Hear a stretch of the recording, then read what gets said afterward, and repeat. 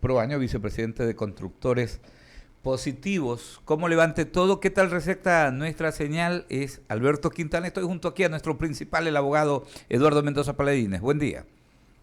Hola, muy buenos días. Muchísimas gracias por la invitación. Sí, perfecto la señal. Todo en orden.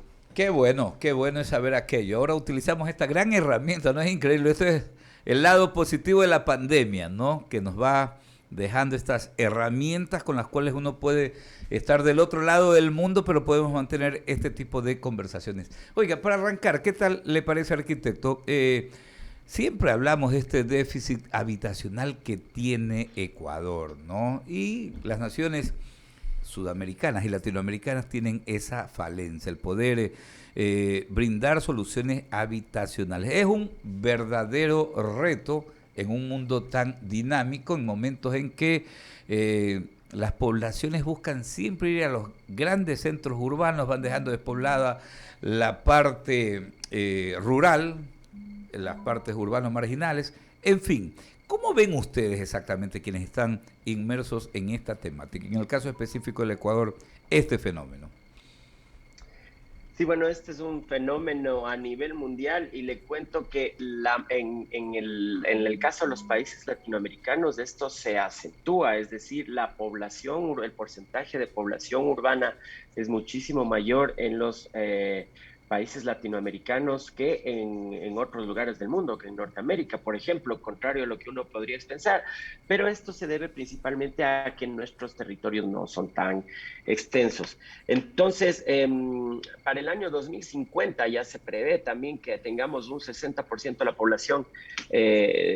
la población viviendo en ciudades. En las Entonces, ciudades. realmente este es un proceso que cada vez se va acelerando, que no se le ve una forma de pararlo, y cada vez el proceso de urbanización es un proceso mucho más acelerado y mucho más drástico. Entonces, por eso nosotros tenemos que tener muchísimo cuidado en todo lo que es el hábitat, en todo lo que es la vivienda y cómo se relaciona esto también con el medio ambiente, cómo se relaciona esto con la sustentabilidad, con la sostenibilidad. Ahora, lo bueno de del Plan Nacional de Hábitat y Vivienda que lanzó el Ministerio De del vivienda. MIDUBI el año anterior, Sí. es que por fin ya tenemos, creo que, datos consolidados de cuáles son los déficits habitacionales, porque antes teníamos muchísima literatura que venía de diferentes fuentes, y creo que esto se ha consolidado.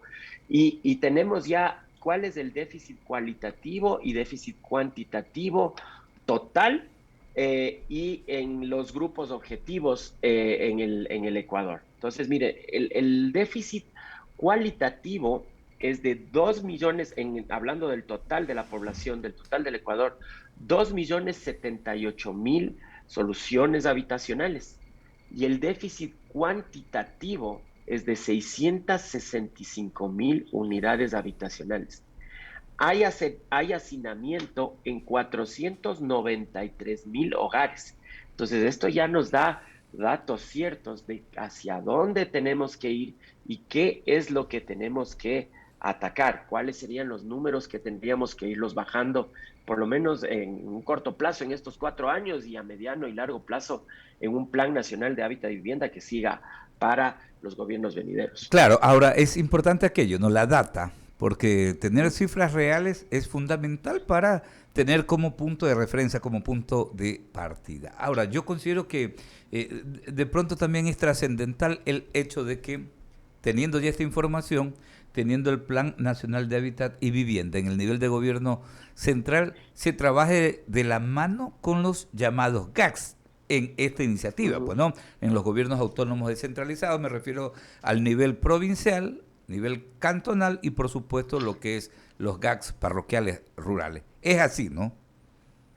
Sí, y no solamente esto, sino que ahora yo creo que en este gobierno lo que se ha visto que está dando resultado y como deben ser las cosas, es que haya una correcta asociación, una correcta articulación entre lo público y lo privado. También. Es decir, el déficit habitacional no se va a poder reducir solamente desde la parte pública, sino que debe haber una correcta articulación público-privada Y en lo público, cuando decimos público, nos referimos precisamente a todas las instancias que usted indica, ¿no?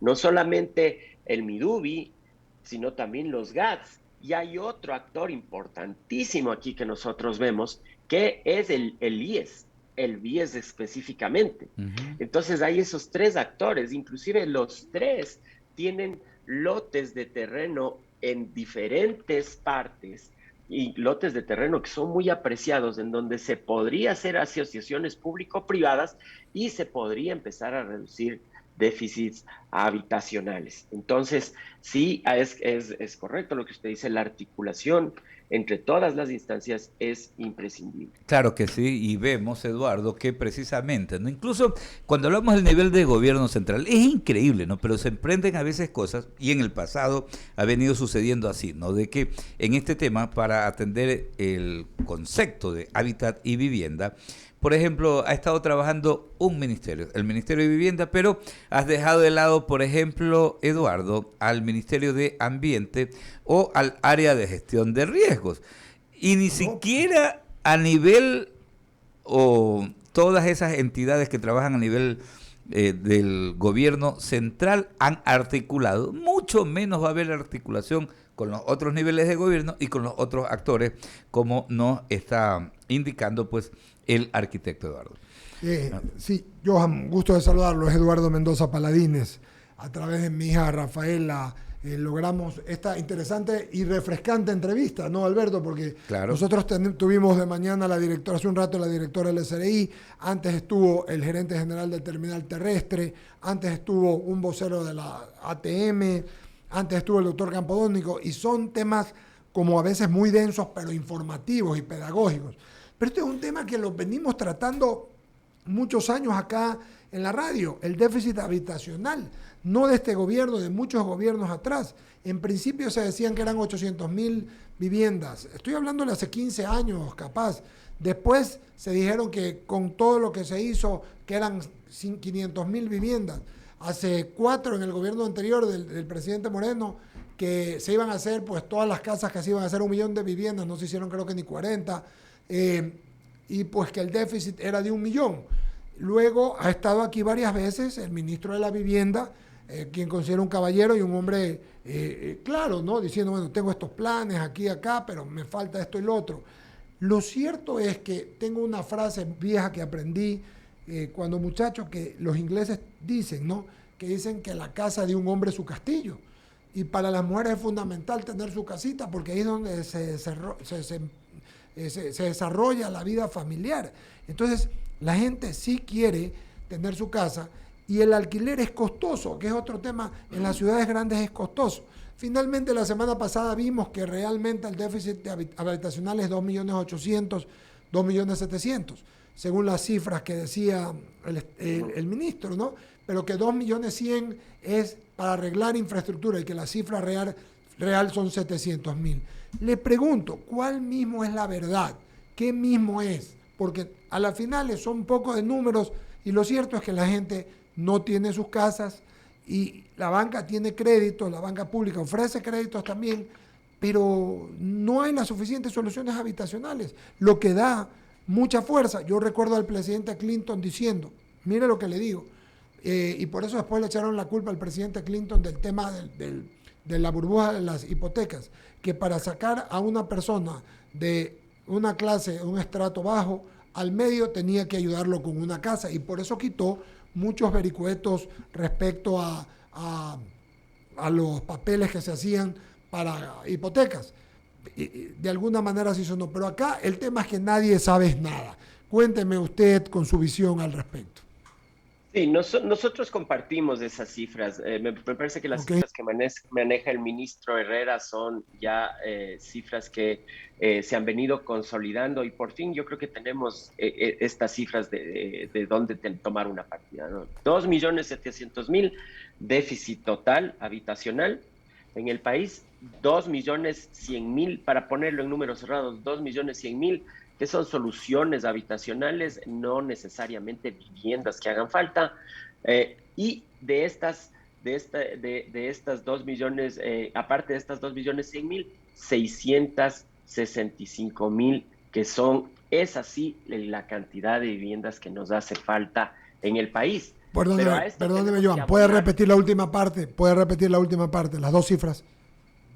2.078.000 Ok, viviendas, ese es el déficit cualitativo, ok. y 665.000, eso es el déficit cuantitativo. ¿Ok? Pero a esto es muy importante también saber cuántos nuevos hogares hay al año. Y al año en el Ecuador se crean 87.000 nuevos hogares. Es decir, que si es que no hiciésemos ninguna vivienda, a estas 665.000 cada año le tenemos que seguir sumando 87.000 nuevas necesidades porque se crean 87.000 nuevos hogares. Entonces nosotros, para quedar en cero con el mismo déficit cuantitativo, tendríamos que construir por lo menos 87.000 unidades habitacionales al año. Y en el mejor de nuestros años, en la parte formal, nosotros hacemos unas 40.000 unidades O sea, hay un déficit de habitacionales. 47.000. Un déficit de 47.000 solamente de las nuevas, ¿no? Sin contar, Sin contar el ya existente. Joan, estas 40.000 viviendas que se hacen anualmente, ¿son públicas y privadas o son solo privadas? ¿O se mezclan? Son públicas y privadas. Ok. Son públicas O y sea, privadas. que aquí debería meter la mano el Estado, ¿no? Y también la Sí, empresa privada decir, ¿sabes qué? Vamos a invertir un poco más en esto, ¿no? Los dos. los dos, así es, exactamente. Entonces ahí viene cuál es nuestra principal, porque por ejemplo en la empresa privada uno puede decir, bueno, sí, le voy a meter mucho más capital, porque tengo este déficit, pero entonces ahora lo que necesitamos es el mercado, ¿no es cierto? ¿Quién nos pueda comprar esas El casas? mercado y el Y crédito. para esto, justo a eso iba, y para que el mercado tenga su poder adquisitivo, se necesitan dos cosas: empleo y crédito. Sí, señor. Y el crédito es quizás lo más importante. Mire que nosotros hemos hecho un análisis y por cada 0.5% que la tasa de interés baje, por cada 0.5% que la tasa de interés baje, la persona un crédito a 25 años plazo, tiene un 5% más de capacidad de endeudamiento. Es decir, prácticamente se multiplica por 10 su capacidad de endeudamiento por Perdóneme, cada Joan. medio punto que baje. Es decir, por cada 0.5 que baje los intereses, el interés bancario, Ajá. dice usted, ¿verdad? Sí, el interés bancario. Ya, ¿se multiplica por cuánto? Porque es buena Por exactamente 9. El 4.5% tiene una capacidad mayor de endeudamiento la persona. Es decir, si es que baja 1% la tasa de interés, la persona prácticamente aumenta su poder adquisitivo en un 10%, en un 9%.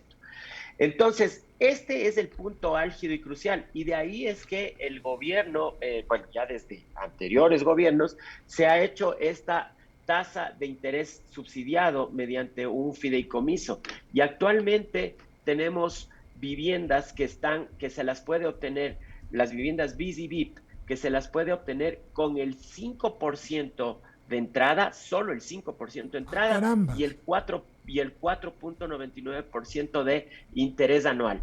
Con esto, ¿qué se logra? Se logra prácticamente que lo que una persona pagaba por el arriendo Claro. sea lo mismo a lo que una persona Bendito va a pagar sea por su Dios. tasa de crédito hipotecario. Fantástico. Y esa es la única manera de incrementar la demanda, porque uno dice, bueno, si voy a pagar lo mismo por arriendo que por mi casa propia, entonces pues. me compro mi casa propia. Pero ya le digo, ¿con qué tasa de interés se logra esto? 4.99%. Actualmente las tasas que tenemos en la banca privada son del 9%, Sí. 10%. Han bajado ya últimamente. Sí, han bajado porque estuvieron hasta en 12, liquidez. 12 y medio, claro. Han bajado. Claro. Y ahorita hay tasas hasta del 8.5 Sí. por la gran liquidez que hubo, ahí hasta el 8.5, pero todavía hay que cerrar esa brecha para abajo, porque las otras tasas de interés son tasas de interés subsidiadas. Y en la banca pública. Por ahí es el camino. Y en la banca pública, en el BIES, por ejemplo. En el BIES también tenemos muy buena tasa de interés, diría yo. ¿Cuál es la tasa del BIES? 5 para viviendas de menos de $90,000. Buenísimo. Es el 5.99%.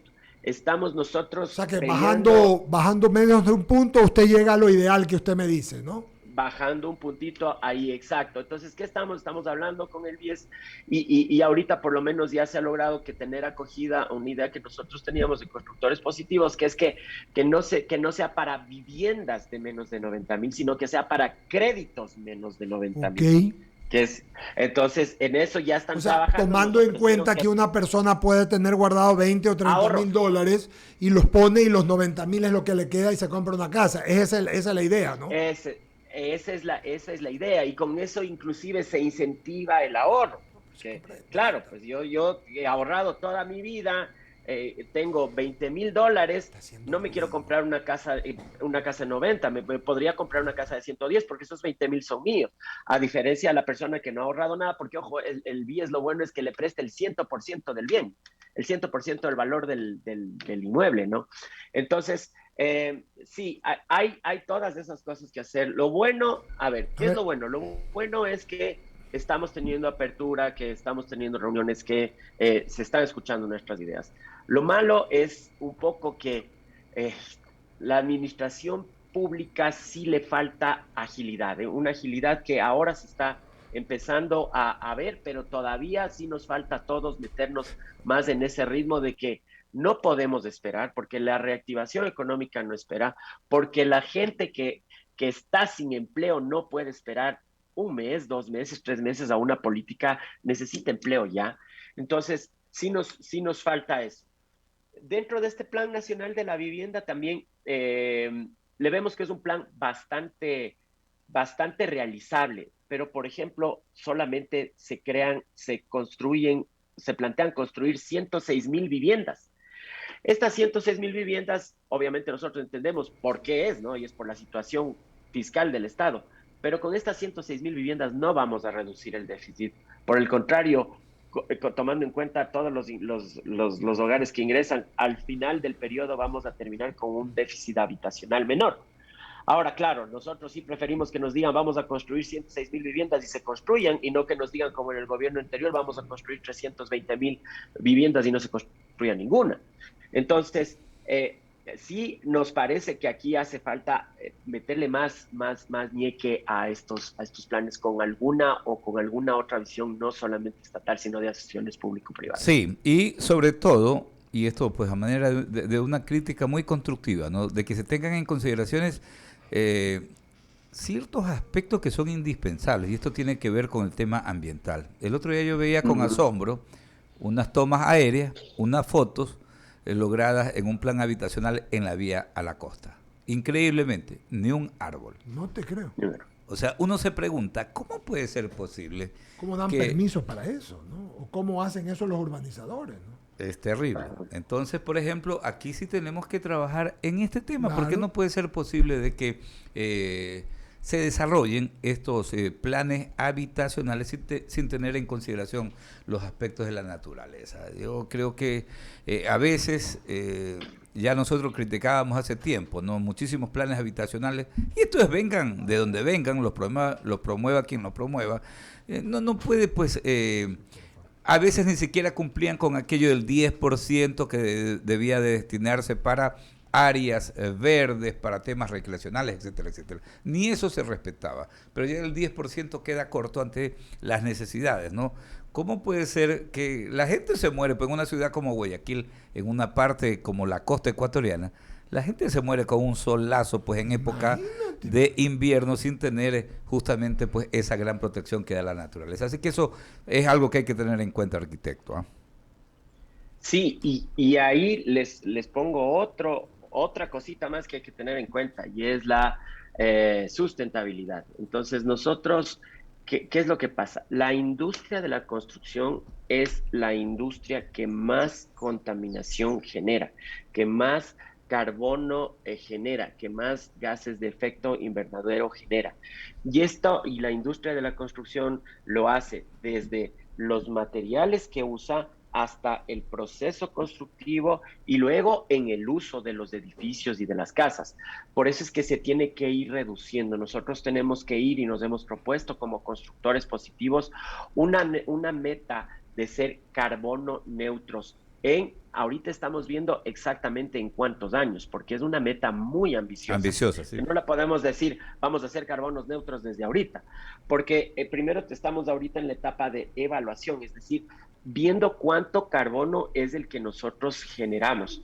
Luego vamos a ver cómo reducimos esa generación de carbono neutro y definitivamente no vamos a poder llegar a cero. Entonces tenemos que ver cómo compensamos ese carbono que nosotros generamos. Entonces, sí es importantísimo, aparte de lo que usted dice, que es del aspecto de no considerar las áreas verdes y la vegetación dentro de los planes habitacionales. Aparte de eso, tenemos este otro problema. Entonces, tenemos los dos problemas de los cuales sí estamos conscientes y por lo menos ya estamos dando los primeros pasos, y yo creo que estamos dándolos tarde, pero, y eso es una autocrítica, pero ya estamos dando los primeros pasos y ese es un movimiento en el que estamos ahora muy comprometidos. Claro que sí, para eso es importante, no tener claridad en el tema, que las autoridades también no estén bien clarísimos, porque también esa es otra, ¿no?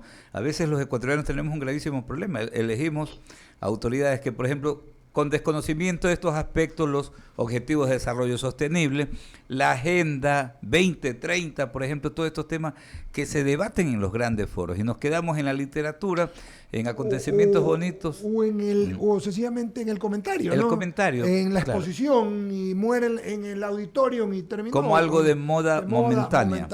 Por eso me gustó el tema, cuando Rafaela me pidió, y todo lo que usted ha dicho. Y me parecen cifras, Alberto, totalmente manejables. Si se hacen 47,000 viviendas y faltan 40,000 más. O sea, esto hay que decirle al gobierno, comentárselo, se lo comentaremos al ministro de Vivienda, se lo enviaremos, me comprometo, porque me parece interesante. Porque aquí todos los días le damos, por ejemplo, a esos fideicomisos del BIES que están muertos, sobre todo en Quito. Hay un poco, eso es una barbaridad, una aberración, es morirse de sed al lado de la fuente y no los manejan.